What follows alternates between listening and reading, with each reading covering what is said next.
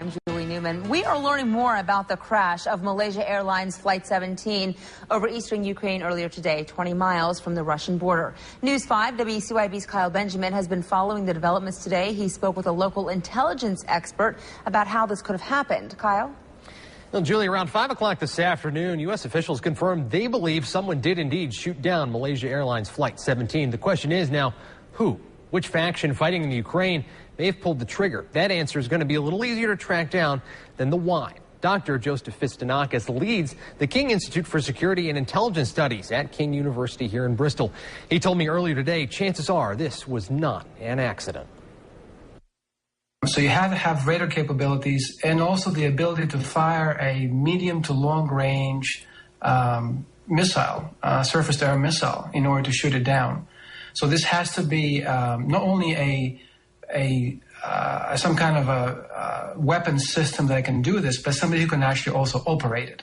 The weapon system in question, the Russian-designed SA-11 Gadfly missile system, may be the one that brought down the Boeing 777 with 295 people on board. Oh, there are a lot of people in Ukraine, both, of course, in government and on the pro-Ukrainian side of the dispute, and also many rebels who have active involvement with the military, knowledge of military weapon systems, and background in training on this stuff.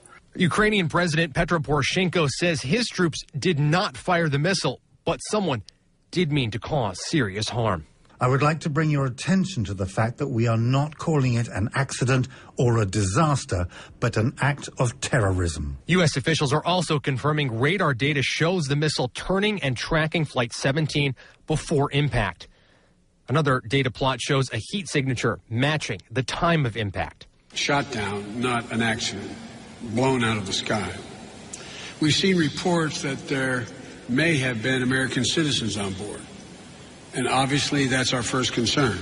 The U.S. military has already been tasked with analyzing the radar images to determine where that missile originated. You know, there's no question that Russian military intelligence has been funneling weapons into Ukraine, into eastern Ukraine, since the conflict began, maybe even before that.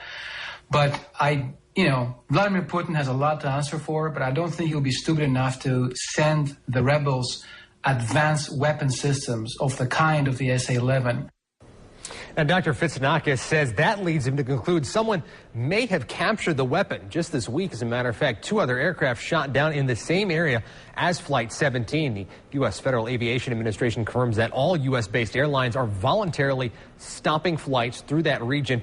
While this investigation is underway, Dr. Fitsanakis told me this action could actually be the tipping point that gets NATO involved in the Ukrainian conflict. Julie?